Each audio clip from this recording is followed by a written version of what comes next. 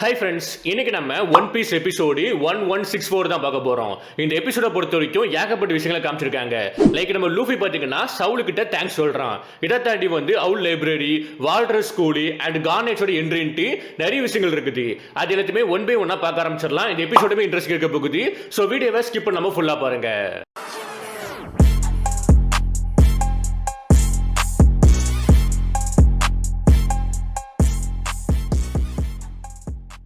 First of all episode ஸ்டார்டிங்லேயே நமக்கு title போடுறாங்க, சவுல் resolve the inherited will of ஒகாரான்டி.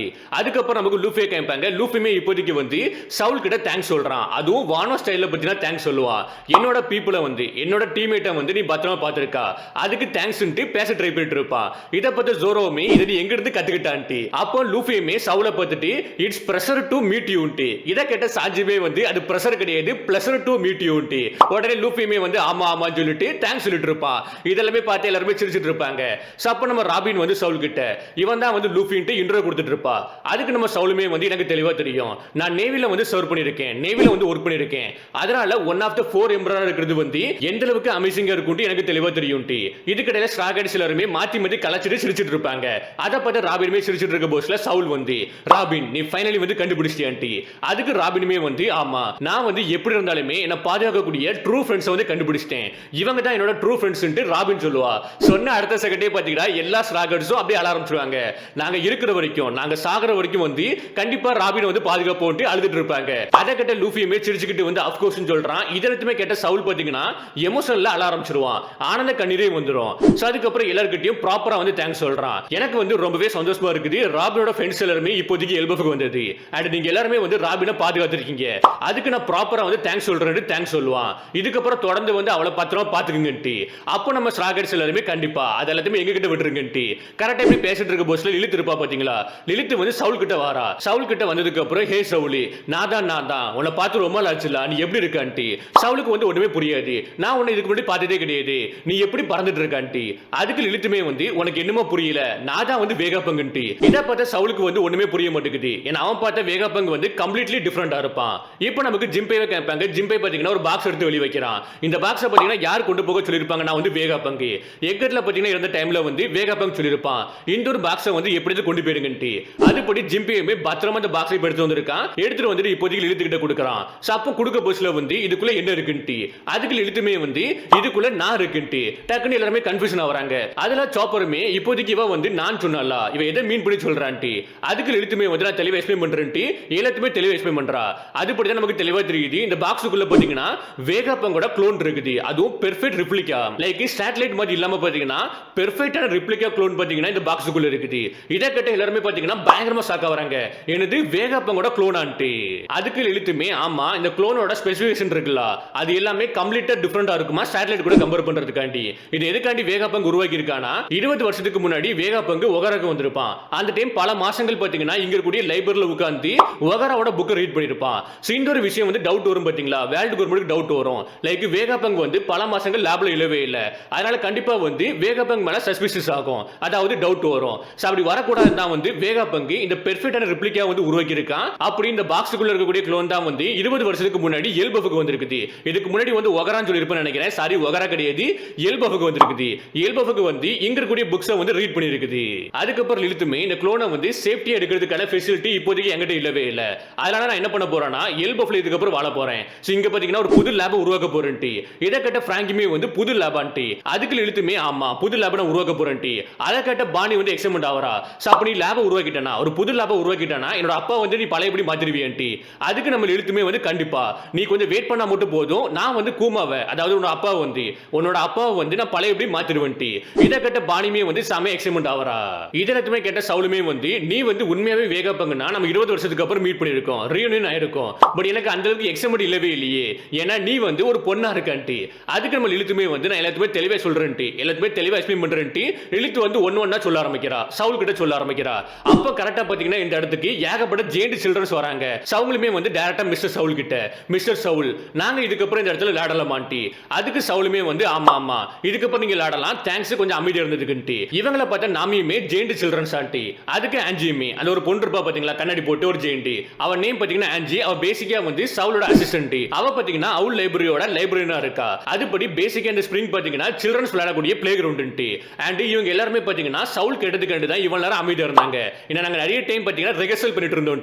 Like போன எபிசோட்ல சவுல் ஒரு பிராங்க் பண்ணிருப்பார்ல, அந்த பிராங்க் காண்டி பாத்தீங்கன்னா நிறைய டைம் ரிஹர்சல் பண்ணிருக்காங்க. ஏகப்பட்ட ரிஹர்சல்ல பாத்தீங்கன்னா ஃபெயில்ட் ஆயிருப்பாங்க. அதுக்கப்புறம் சக்சஸ்ஃபுல்லா வந்து இப்போதைக்கு பிராங்க் பண்ணிருக்காங்க.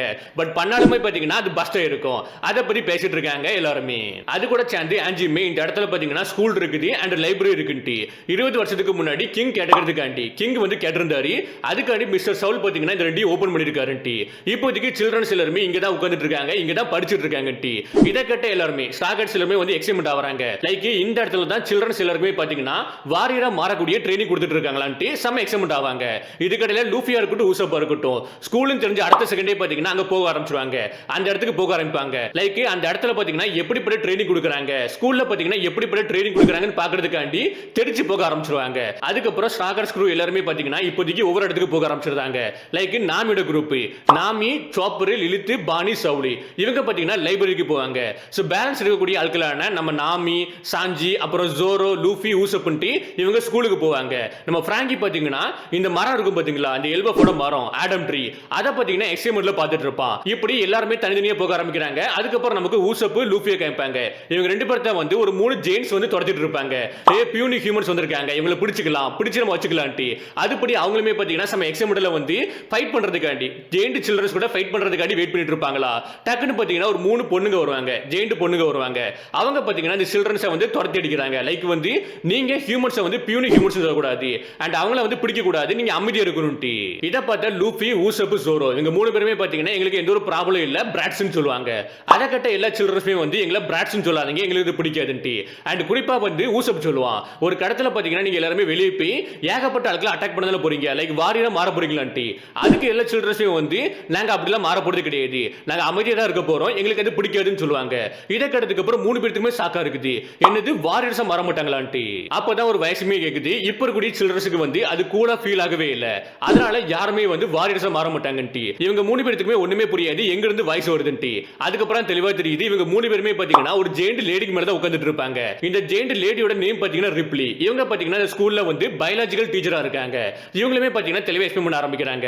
சோ அந்த காலகட்டங்கள் பாத்தீங்கன்னா இப்போதைக்கு மாறிட்டு, லைக் நாங்க இருந்த டைம்ல பாத்தீங்கன்னா எல்லாரும் வாரியரா மாற ஆசைப்பட்டோம். பட் இப்போதைக்கு கடைசி 20 வருஷமா வந்து எல்லாமே சேஞ்ச் ஆயிட்டு, இப்ப கூட சில்ட்ரன்ஸ் எல்லாரும் வாரியரா வந்து கூலா ஃபீல் பண்ண மாட்டாங்க. எந்த ஒரு சில்ட்ரன்ஸ்க்குமே இப்போதைக்கு பாத்தீங்கன்னா வாரியரா மாற ஆசை இல்லன்ட்டு.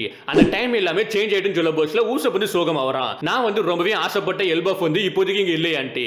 அவனை பொறுத்த வரைக்கும் எல்லாருமே வாரியரா மாற ஆசைப்படுவான். சோ அதை பாக்குறதுக்காண்டி இங்க வந்திருப்பான். பட் இப்போதைக்கு நெக்ஸ்ட் ஜெனரேஷன், அதாவது கரண்ட் ஜெனரேஷன் பாத்தீங்கன்னா வாரியரா மாற ஆசைப்படவே இல்ல. எல்லாருமே பாத்தீங்கன்னா நார்மலான லைஃப் வாழ ஆசைப்படுறாங்க. இதெல்லாமே நினைச்சு ஊசப் வந்து சோகமா இருப்பான். அதை பார்த்த ரிப்ளியுமே வந்து எங்களோட கிரேட் கிங் வந்து ஒருக்கா சொல்லியிருக்காரு, சோ வாருக்கு பதிலா வந்து நம்ம ட்ரேடை சூஸ் பண்ணலாம், நம்ம பாத்தீங்கன்னா அமைதியா வாழலாம், நம்ம பாத்தீங்கன்னா எல்லா கல்ச்சரையுமே மதிச்சு அதுக்கேற்ற மாதிரி வாழலாம்ட்டு எங்களோட கிரேட் கிங் சொல்லியிருக்காருன்ட்டு. சோ அப்பதான் கிரேட் கிங்கான அந்த ஹரால்ட பத்தி சொல்ல ஆரம்பிப்பாங்க.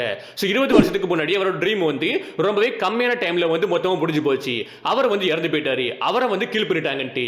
அவரை யார் கில் பண்ணிருப்பாங்கன்னா அவரோட ஓன் சன் தான் வந்து கில் பண்ணிருக்காங்க. அண்ட் சன்னுமே இப்போதைக்கு அந்த சன்னை வந்து நாங்க கிங்க ஏத்துக்கவே இல்ல, அதனால எல்பஃப்ல வந்து எந்த ஒரு தலைமையும் இல்லவே இல்ல, எந்த ஒரு கிங்கும் இல்ல. இப்போ எல்பஃப் வந்து நார்மலா தான் வாழ்ந்துட்டு இருக்குன்ட்டு. இது எல்லாத்தையுமே கேட்டதுக்கு அப்புறம் இவங்களுக்கு புரிய ஆரம்பிக்குது, இவங்க அட்மையர் பண்ண எல்பஃப் பாத்தீங்கன்னா இப்போதைக்கு இல்லவே இல்லன்ட்டு. எல்லாமே சேஞ்ச் ஆயிட்டு, டைம் பாத்தீங்கன்னா ஃபாஸ்டா மூவ் ஆயிட்டு இருக்குது, எல்லாமே சேஞ்ச் ஆயிட்டு. இதுக்கப்புறம் எல்பஃப்ல வந்து வாரியர்ஸ் ஒரு ஆட்கள் இல்லவே கிடையாது. ரிப்ளியோட ஜெனரேஷன் தான் பாத்தீங்கன்னா கடைசி வாரியர்ஸ். இப்போதைக்கு ஊசப் வந்து சோகமா இருக்கிறத பார்த்ததுக்கு அப்புறம் ரிப்ளியுமே வந்து சில்ட்ரன்ஸ் கிட்ட இவங்களுக்கு ஸ்கூல்ல வந்து சுத்தி காமிங்கன்ட்டு. அதுபடி ஊசப் வந்து சில்ட்ரன்ஸ் எடுத்துட்டு போயிருவாங்க.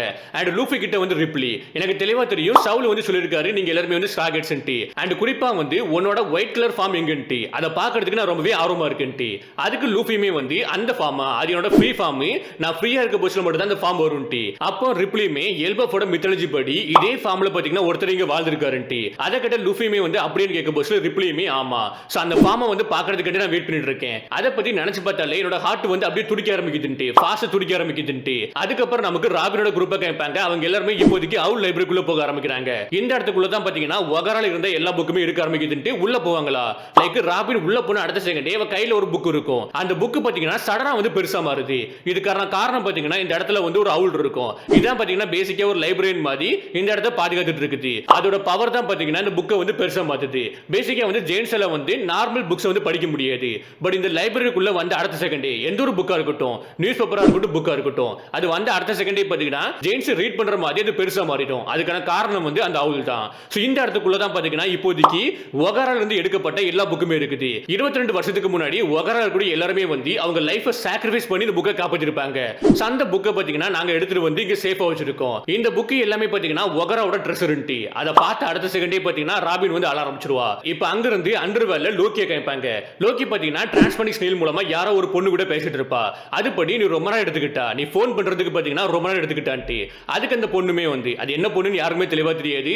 மாங்கல கூட இனிமே ரிவீல் ஆகவே இல்ல. இப்போதைக்கு இந்த பொண்ணுமே வந்து நான் உன்னை டிஸ்டர்ப் பண்ணிட்டேன். அதுக்கு லோக்கியுமே வந்து இல்லவே இல்ல, டைமை கில் பண்றதுக்கு எனக்கு இருக்கக்கூடிய ஒரே ஒரு ஆள் நீதான். இந்த வேர்ல்டுல பாத்தீங்கன்னா எனக்கு தேவையான எல்லா டைமுமே இருக்குது. அந்த டைமை பாத்தீங்கன்னா கில் பண்றதுக்கு இருக்கக்கூடிய ஒரே ஒரு ஆள் நீதான். லைக் பாத்தீங்கன்னா ஒரே இடத்துல அணைஞ்சு கிடக்கிறது வந்து ரொம்பவே போரா இருக்கும். அண்ட் ஒரு நிமிஷம் கூட பாத்தீங்கன்னா உங்களுக்கு 1 ஹவரா இருக்கும்.